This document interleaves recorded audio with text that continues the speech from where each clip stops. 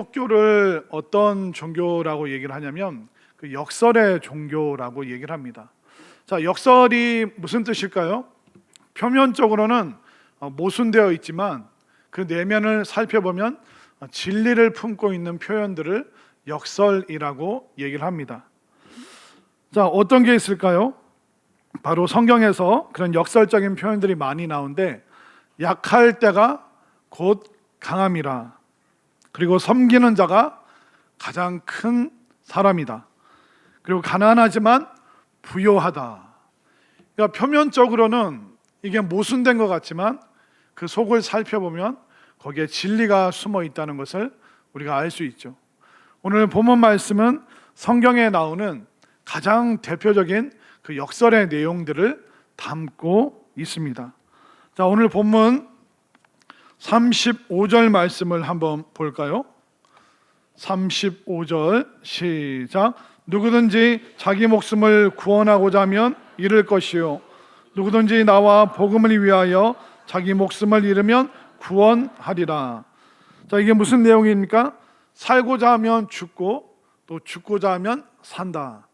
이건 보통 우리가 이순신 장군이 했던 그런 표현이라고 생각하고 있는데, 그 전에 성경에서 또 예수님이 말씀하셨습니다. 그래서 저는 가끔 혹시 이순신 장군이 성경을 본 게 아닌가, 이제 그런 생각을 하기도 하는데, 자, 예수님께서 그러면 왜 살고자 하면 죽고 또 죽고자 하면 산다, 이 역설의 내용을 왜 이야기를 하셨을까요? 그 배경이 있습니다.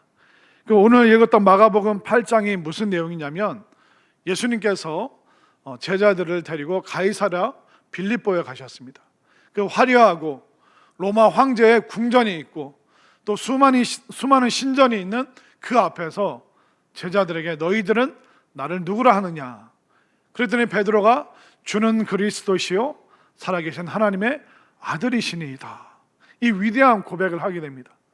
그래서 예수님께서 베드로의 그 고백을 너무 기뻐하셨죠.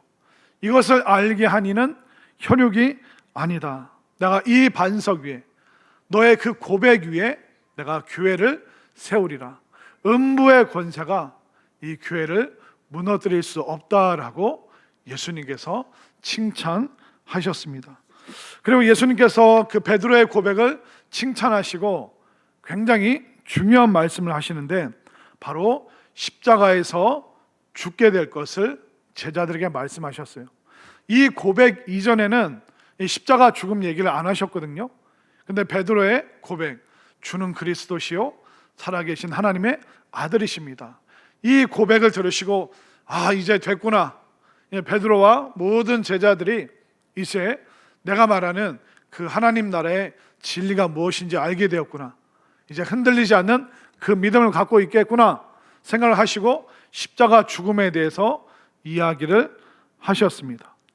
자, 그러면 예수님께서 십자가에서 내가 죽는다, 그 3일 만에 부활한다, 이 얘기를 들었을 때 베드로의 반응이 어떤 것이었을까요?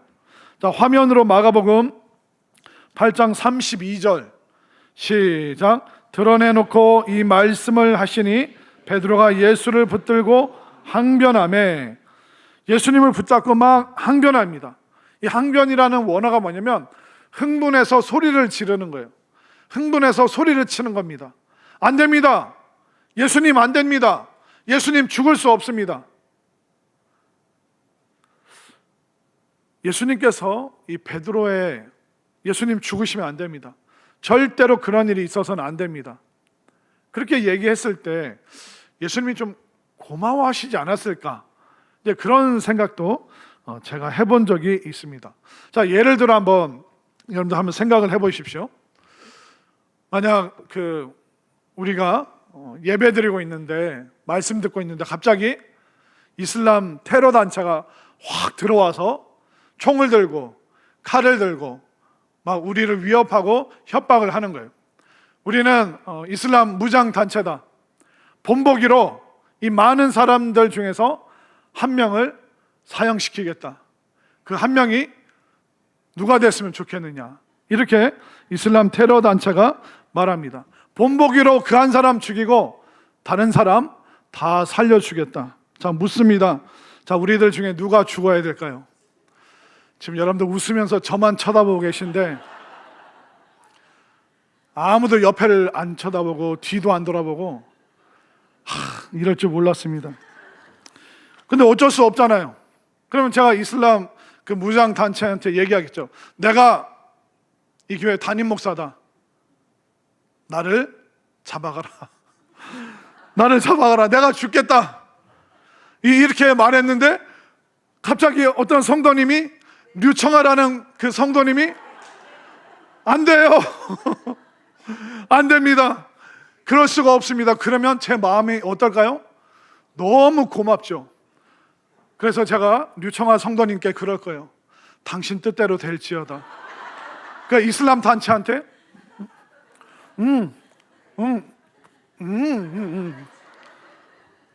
그럼 제가 얼마나 해피하고 막 행복해질까요? 그런데 제가 죽겠습니다. 그런데 우리 성도님이 다 웃고 박수를 치고 저한테 엄지를 막 지켜 세우면서 목사님 담대, 목사님 최고. 그렇다면 제 마음이 어떨까요? 자, 베드로는 그런 상황인 거예요. 예수님 죽으시면 안 됩니다. 예수님 절대로 죽게 할 수가 없습니다. 예수님 돌아가시면 안 됩니다. 그런데 예수님께서 그것을 고마워하셨을까요? 절대로 고마워하지 않으셨습니다. 자, 화면으로 마가복음 8장 33절 시작. 예수께서 돌이키사 제자들을 보시며 베드로를 꾸짖어 이르시되 사탄아 내 뒤로 물러가라. 내가 하나님의 일을 생각하지 아니하고 도리어 사람의 일을 생각하는도다 하시고, 예수님께서 베드로에게 고마워하시지 않으셨습니다. 꾸짖으셨습니다. 사탄아 내 뒤로 물러가라. 사탄아 떠나가라. 그 말씀을 지금 하고 계시죠. 그러면서 베드로가 하나님의 일은 생각하지 않고 사람의 일만 생각한다라고 이야기를 하시죠. 하나님의 일이 무엇입니까? 바로 예수님께서 십자가 대속, 그 값을 치르시고 저쪽에 사망에 있는 우리를 이쪽으로 생명으로 옮기시는 일, 이것이 바로 하나님의 일입니다. 그럼 사람의 일은 뭘까요? 예수님이 죽지 않고 인간의 왕이 되셔서 정치적으로 군사적으로 통치하는 일, 우리가 투표해서 누구를 뽑고 힘 있는 사람을 밀어주고 그런 인간의 왕국, 사람의 왕국을 만들길 원하는 것이 바로 사람의 일, 하나님의 일과는 정반대, 하나님의 일을 거역하고 하나님의 구원과 생명의 역사를 가로막는 것이 사람의 일인데, 이 베드로는 하나님의 대속의 일이 아니라 사람의 일, 인간의 세력, 인간의 권력, 인간의 야망, 그것을 성취하기 위해서 예수님을 지금 말리고 있는 것입니다. 그러면서 이 말씀을 하신 후에 예수님께서 35절에서 이렇게 얘기를 하시죠. 35절 시작. 누구든지 자기 목숨을 구원하고자 하면 잃을 것이요 누구든지 나와 복음이 위하여 자기 목숨을 잃으면 구원하리라. 그러니까 살고자 하면 죽고 죽고자 하면 산다. 이것은 제자들을 향한 말씀이기도 하지만 예수님께서 당신 자신을 향한 말씀입니다. 내가 죽어야 너희가 산다. 내가 죽어야 온 인류가 살 수 있는 것이다. 바로 죽고자 할 때 너희들이 사는 것이다. 그런데 내가 살고자 하면 너희들이 저주와 사망 가운데 죽을 수밖에 없다. 이 말씀을 하고 계시는 것이죠. 여러분들의 인생에서 가장 소중한 것이 무엇일까요? 또 여러분들이 소중하게 생각하는 것이 어떤 것입니까? 예수님께서 36절과 37절에서 진짜 소중한 것이 무엇인가 말씀하십니다. 36절을 제가, 37절을 여러분들이, 사람이 만일 온 천하를 얻고도 자기 목숨을 잃으면 무엇이 유익하리요? 사람이 무엇을 주고 자기 목숨과 바꾸겠느냐? 여기 천하가 나오죠. 온 천하와 목숨이 나옵니다. 자, 우리가 소중히 여겨야 될 게 천하일까요? 목숨일까요? 바로 목숨이다라고, 생명이다, 영원한 생명이다라고 예수님이 말씀하고 계십니다. 자, 천하는 뭘까요? 온 천하는 뭘까요? 우리가 좋은 직장 다니고 행복한 가정생활 꾸리고 워라밸이 지켜지는 그런 여유로운 삶을 살고 건강하고 또 멋진 외모를 소유하는 것, 이것이 바로 예수님이 말씀하시는 천하, 이 세상의 일이라는 거예요. 사람의 일인 것입니다. 그런데 이것은, 천하가 온 세상이 우리에게 제공하는 것은요, 예수님 없이도 얼마든지 우리가 받을 수 있고 누릴 수 있고 또 우리가 쟁취할 수 있는 것입니다. 그런데 생명은 다르죠. 이 영원한 생명은 내가 얻고 쟁취할 수 있는 게 아니에요. 바로 예수님으로부터 부여받을 때 생명, 영원한 생명이 우리에게 주어지는 것입니다. 제가 예전에 어떤 짧은 한 1, 2분짜리 그 설교 쇼츠를 봤습니다. 그 내용 중에 그 목사님이 결국 하시는 얘기가 뭐냐면, 우리 가정은 예수님으로 인해서 화목합니다. 그렇게 이제 설교를 마무리했어요. 근데 그 쇼츠의 댓글을 보니까 어떤 사람이 이렇게 달았어요. 우리 가정은 무신론자인데도 행복합니다. 그러니까 우리 가정은 예수님 때문에 행복합니다라고 하는데, 우리는 무신론자인데 교회 안 다녀도 우리 가정은 얼마든지 화목하고 행복합니다. 그렇게 글을 달아 놓은 거예요. 맞아요. 그럴 수 있죠. 예수님 안 믿어도 얼마든지 건강하고 장수할 수 있어요. 예수님 안 믿어도 이 땅에서 좋은 학교 다니고 좋은 직장 다니고 좋은 거 먹고 마시고 누릴 수 있어요. 예수님 안 믿어도 얼마든지 화목한 가정, 때마다 시마다 좋은 데 가고 여행 가고 그리고 화목하게 잘 지낼 수 있습니다. 그거는 예수님 없이도 다 할 수 있어요. 어떻게 보면 예수님 안 믿는 사람들이 더 많이 온 천하의 것을 누리고 있죠. 그런데 단 한 가지, 영원한 생명, 그것은 예수님 없이는 절대로 우리가 받을 수도 없고 누릴 수도 없습니다. 그러니까 생명은, 진짜 생명은 영원한 그 십자가 없이는 우리에게 제공되지 않는 것입니다. 그래서 예수님께서 우리에게 진짜 주고 싶으신 게 뭘까요? 온 천하일까요? 아니면 영원한 생명일까요? 바로 영원한 생명을 예수님께서 우리에게 주시기 위해서 이 땅에 오셨고, 또 우리의 그 죄값을 다 치르시고 우리를 이쪽으로 옮겨오시고, 그러니까 예수님께서 우리에게 주고 싶으신 게 뭐냐면 가장 가치 있는 것, 가장 소중한 것, 그러니까 여러 개를 주시는 게 아니라 예수님께서는 가장 좋은 것, 가장 가치 있는 것, 가장 소중한 것, 그게 뭐냐면 바로 영원한 생명이다라고 말씀하고 계시는 것이죠. 여러분들, 이 땅에서 오래 살면 한 몇 살까지 살 수 있을까요? 120까지는 살 수 있죠? 그 정도는 좀 의학이 발달하면 90, 100살까지는 살 수 있어요. 그래서 장수했다고 말합니다. 근데 그게 다예요. 그리고 그 100년의 세월 동안 온 천하의 것을 다 누릴 것 같지만 수고하고 고생하고 염려하고 걱정하고, 나이 들어서는 이 약 먹고 저 약 먹고, 아니 어떤 권사님 때 갔더니 월, 화, 수, 목, 금, 토, 주일 먹는 약, 괜찮습니다. 예, 집사님 괜찮아. 예, 오늘은 용서해 드릴게요. 아니 월, 화, 수, 목, 매일마다 이렇게 큰 박스에 뭐가 있는지 아세요? 어떻게 아셨어요? 약이 한 움큼이 들어있는 거예요. 우리가 100살을 산다, 120살을 산다, 대단한 것 같죠? 근데 그 온 천하를 누리면서 살아가는 그 시간들이 쉽지 않습니다. 여러분들, 가끔 어른들이 막 그럽니다. 뛰어다니는 애들 보면 아유 부럽다, 나는 걷는 것도 힘든데 쟤들은 뛰어다닌다. 걔들 뛰어서 지금 어디 가고 있는지 아세요? 학원 가고 있는 거예요. 학원. 아이들의 삶은 쉬울까요? 여기 아까 뛰어나온 아이가 누구였죠? 하루였어요? 네. 하루한테 물어보세요. 하루하루 사는 게 어떠냐고. 아이들도요, 죽을 고생을 하는 거예요. 어린이집 가기 싫은데, 오늘은 그냥 지금 뽀로로 보면서 좀 쉬고 싶은데, 그런데 학원 차에 막 밀어넣죠. 그러니까 아이들도 저는 요즘 애들처럼 살라고 하면 저는 못 살아요. 나는 싫다. 난 그렇게 못 산다. 그렇게 여러분들 뭐 졸업하면 끝나나요?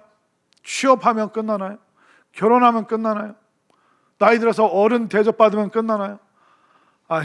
아이고.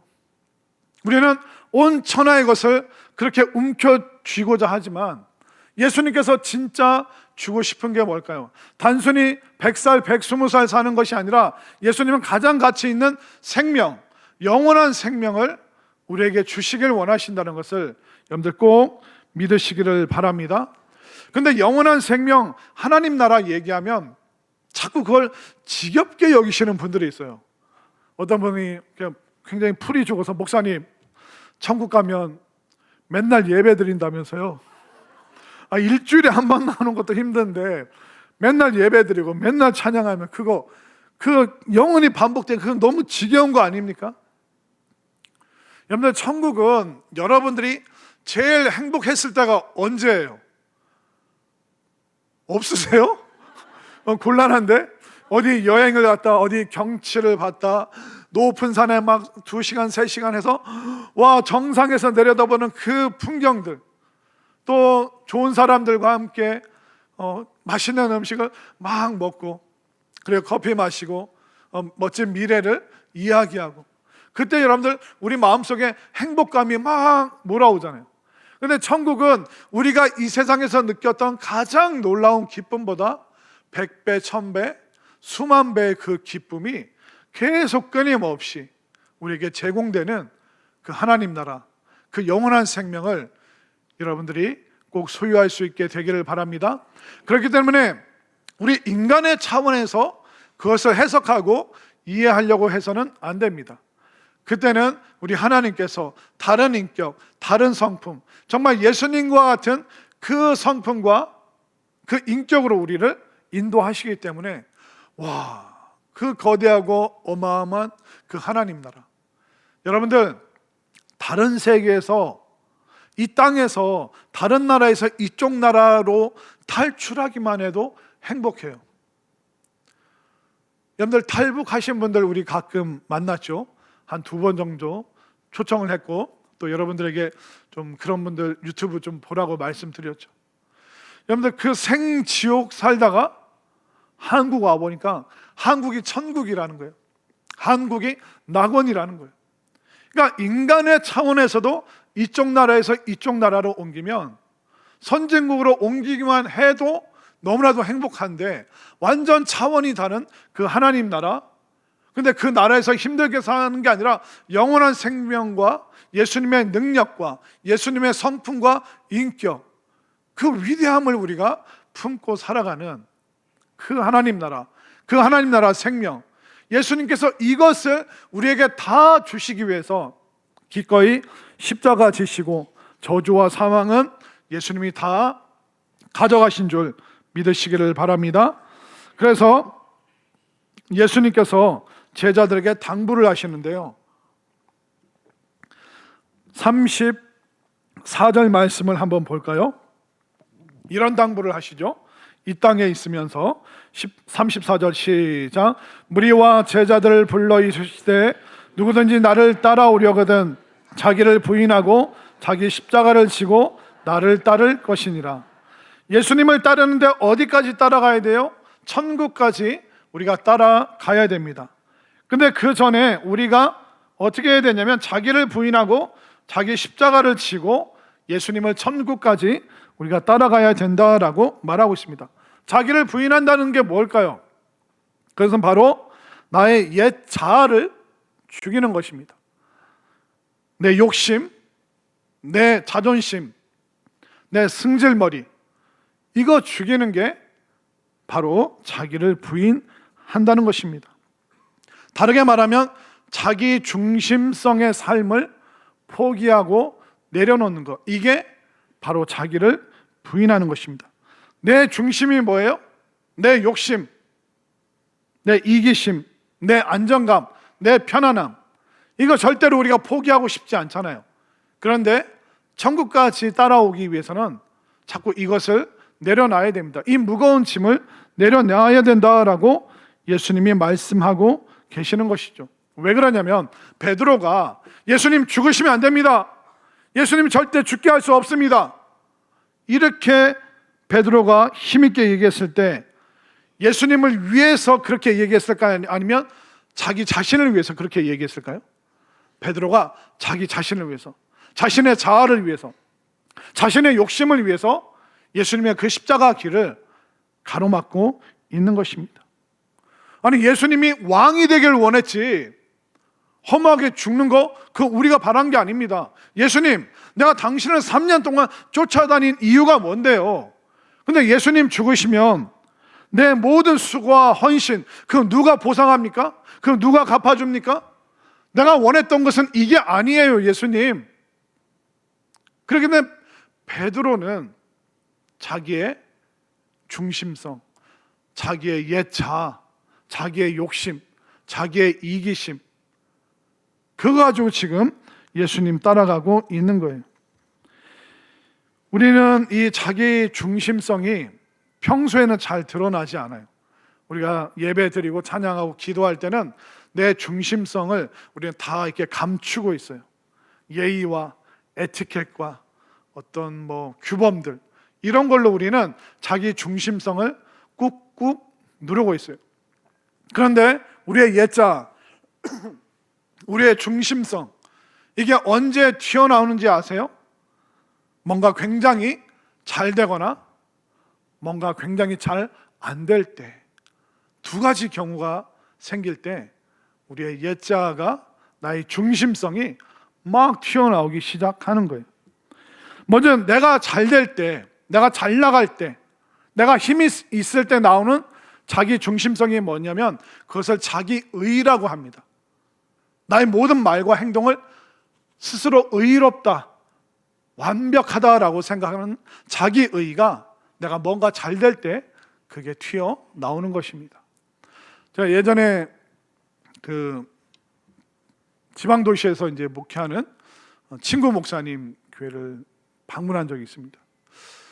이게 빨간 벽돌로 지어진 옛날 모습의 교회예요. 근데 그 속에 리모델링이 다 끝나서 막 정말 형광등이었는데 하얀색 LED 등으로 쫙 비추고, 그리고 벽면도 빨간색, 어두운 빨간색이었는데 그걸 다 밝은 나무 색감으로, 장의자도 다 바꾸고, 그리고 붉은색 그 융으로 된 그 카펫도 다 뜯고 다 밝고 환한 그 나무 질감으로 싹 바꿨어요. 밝은 나무로. 근데 와 하면서 들어갔는데 이 강단을 보는데요, 그 강단에 있는 강대상이요, 이거 한 3배만 한 거예요. 그러니까 우리 교회보다 훨씬 작은 교회예요.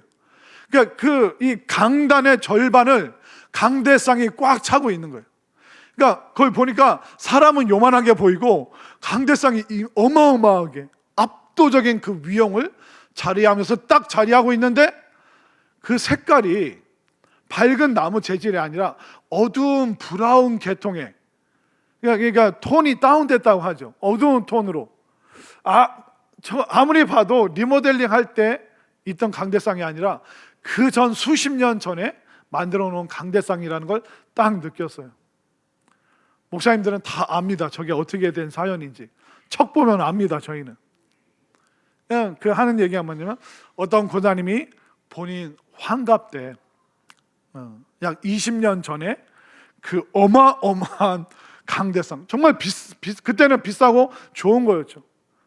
그걸 헌물을 했는데 리모델링 하기 전에 권사님께 양해를 구하고, 권사님이 이만저만해서 그 강대상을 좀 심플한 걸로 좀 교체를 하려고 합니다. 난리가 났어요. 권사님 울고불고 내가 교회를 위해서 어떻게 헌신했는데 목사님과 장로님들이 나한테 이럴 수가 있냐고. 내 눈에 흙이 들어가기 전까지는 저 강대상 절대로 못 치운다고. 주님 오실 때까지 저 강대상 손만 대봐라, 나 가만 안 있겠다고. 울었다가 화냈다가. 다른 목사님들은 다 그런 일들이 있으니까 다 이해를 하는 거죠. 또 어떤 사연이 있을지 충분히 감이 잡히는 것이죠. 이게 자기 의라는 거예요. 내가 헌신했는데, 내가 헌금했는데, 내가 봉사했는데 나 안 알아줘? 나 인정 안 해줘? 그런데 자꾸 자기 중심성으로 소리를 지르다 보면 어느 순간 하나님과 점점 거리가 멀어집니다. 그리고 공동체와도 점점 거리가 멀어지게 됩니다. 그 대표적인 예가 바리새인과 사두개인들이었어요. 예수님은 지독하게도 그들을 싫어하셨어요. 왜 그런지 아세요? 바리새인들 뭐든 잘했습니다. 뭐든 열심히 했습니다. 금식도 하고요, 11조 빼먹지 않았습니다. 봉사도 많이 했습니다. 헌금도 많이 하고 예배 생활도 철저하게 했어요. 그런데 그것이 자기의 의가 되는 거예요. 자기 중심성이 되는 거예요. 자기처럼 못 사는 사람들은 정죄하고 야단치고 나무라고 혼내고 큰 소리치고, 자기 의, 자기 중심성, 그걸 드러내는 사람을 예수님께서는 굉장히 힘들어 하셨습니다.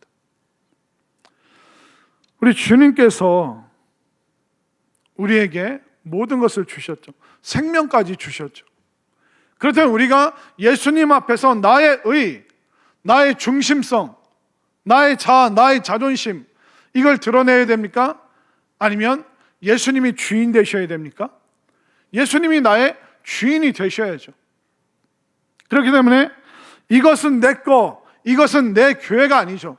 이것은 주님의 것이고, 교회도 주님의 것이고, 내 인생도, 내 자녀도, 나의 모든 것이 다 주님의 것입니다. 이렇게 고백할 때 우리는 중심성을 뛰어넘어서 예수님 중심으로 살아갈 수 있는 그 믿음을, 소유함을 믿으시기를 바랍니다.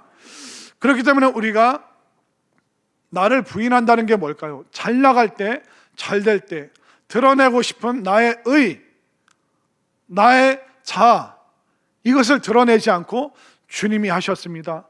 주님의 것입니다. 주님이 나의 주인이십니다. 주님이 나의 중심이고 나의 전부이십니다. 이 새로운 고백이 여러분들의 고백이 될 수 있기를 바랍니다. 이렇게 사람은 잘 될 때, 뭔가 잘 될 때 자기의 의가 나와요. 그리고 두 번째, 자기 중심성이 언제 튀어나올까요? 뭔가 굉장히 힘들고 뭔가 안 풀리고 안 될 때, 그때 자기 연민이라는 자기 중심성이 나오는 거예요. 자기 연민이 뭐예요? 나는 피해자야. 나는 손해를 본 사람이야. 나는 불쌍한 사람이야.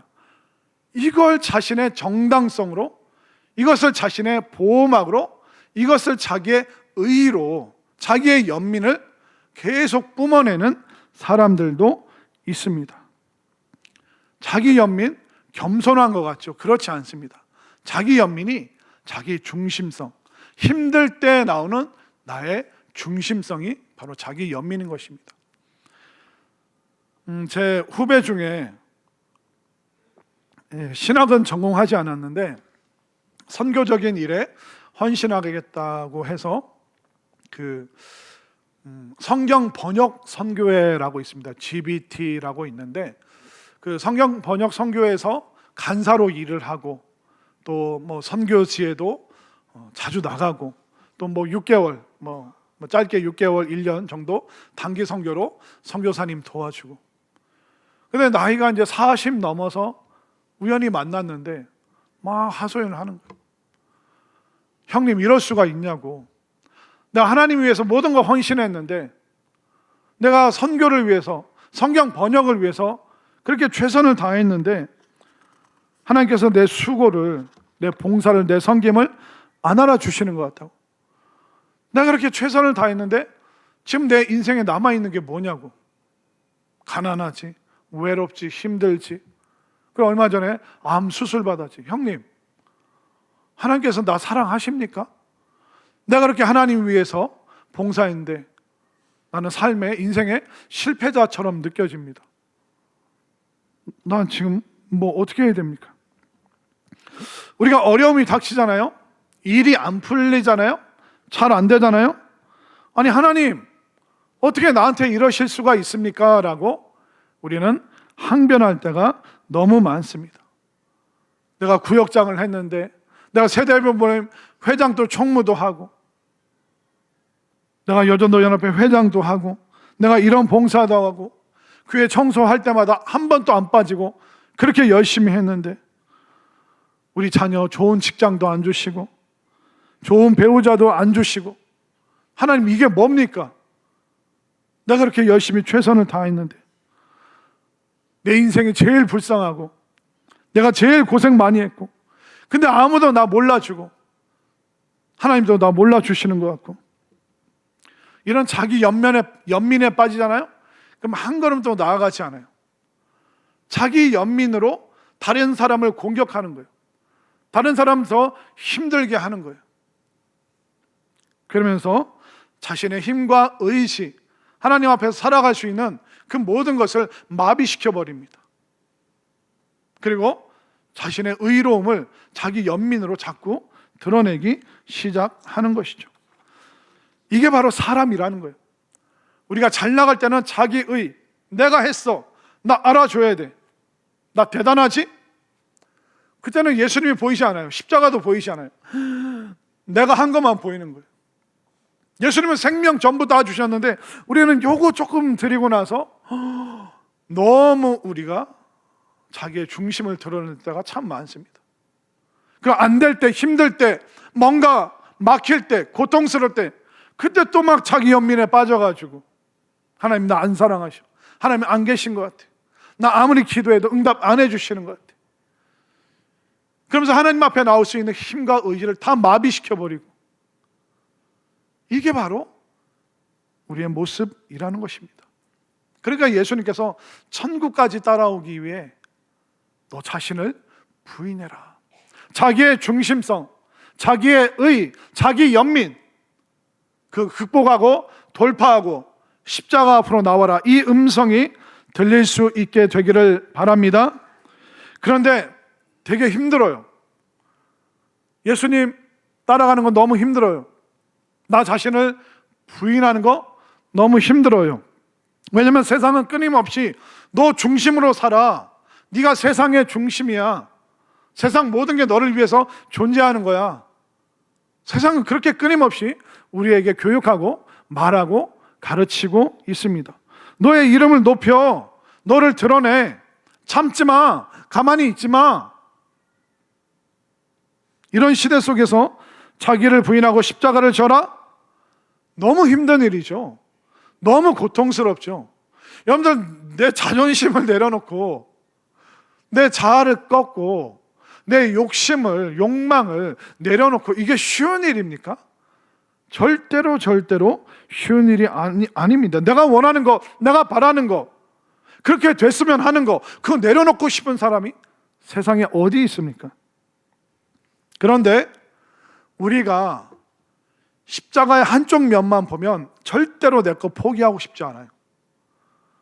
우리가 십자가의 그 단면만 바라보면 우리는 자기의 중심성을 벗어날 수 없어요. 십자가는 죽음만 있는 게 아니에요. 그 십자가 통과하면 생명이 있는 줄 믿으시기를 바랍니다. 십자가에는 비참한 죽음만 있는 게 아니에요. 십자가를 통과하면 그 뒤에 바로 거대한 영광이 기다리고 있다는 것을 여러분들 꼭 믿으시기를 바랍니다. 그런데 사탄은 십자가의 어려운 것만 보게 하잖아요. 자기 중심성을 벗어나면 우리가 죽을 것처럼, 존재가 사라질 것처럼 자꾸 우리를 부추기잖아요. 사탄은 자꾸 너의 의를 드러내, 너 불쌍한 존재잖아, 너의 연민을 드러내, 그렇게 우리의 마음을 충동질합니다. 그래서 정당화시킵니다. 나는 피해자야, 나는 불쌍한 사람이야, 당신들은 다 나쁜 사람들이야, 잘 되는 사람, 성공하는 사람, 간증거리가 넘치는 사람 다 나쁜 사람들이야. 자기 연민에 빠지도록 십자가의 그 죽음과 비참함만 바라보게 하는 것이 바로 사탄의 전략인 거예요. 그런데 예수님께서는 제자들에게 다른 거 보게 하시죠. 십자가를 통과해서 그 십자가 너머에 무엇이 있는지 예수님이 다 보여주시고 다 알려주셨죠. 자, 오늘 마가복음 9장 1절 본문 말씀, 마가복음 9장 1절 말씀 시작. 또 그들에게 이르시되 죽기 전에 하나님의 나라가 권능으로 임하는 것을 볼 자들도 있느니라 하시니라. 그러니까 제자들에게 말씀하시는 거예요.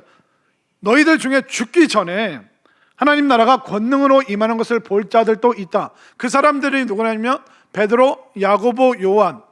바로 예수님께서 그 세 명의 제자를 데리고 변화산으로 올라가셨죠. 그 변화산에서 부활의 영광을 보여주셨습니다.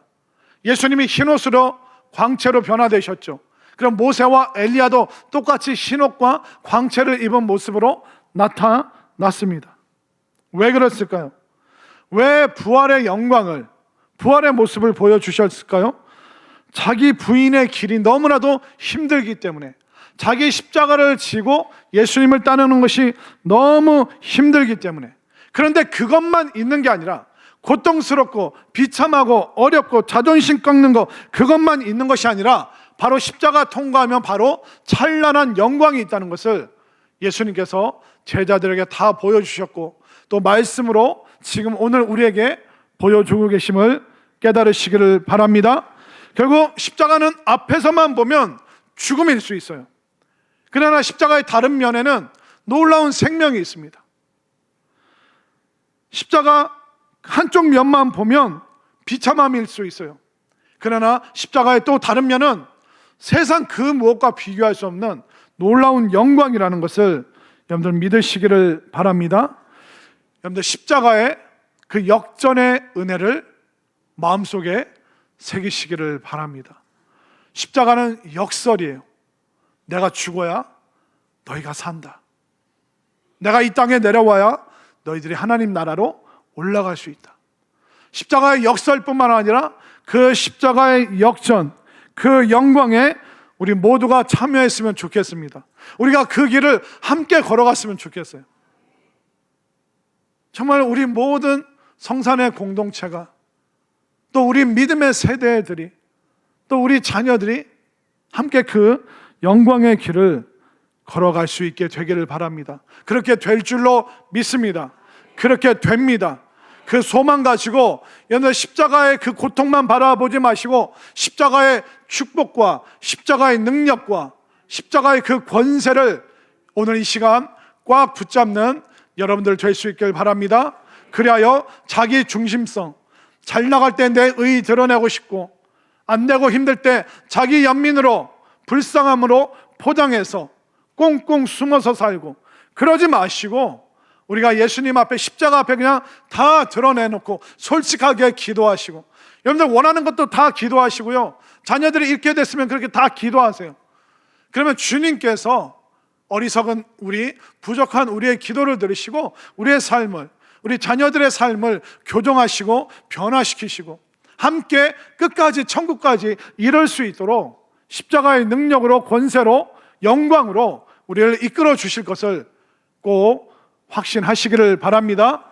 이 마음 가지고, 이 영광의 마음 가지고 기도해서 정말 십자가의 역전을 체험하는 이 밤 될 수 있기를 바랍니다. 이 시간 우리 함께 기도할 때 안수 기도 받기를 원합니다.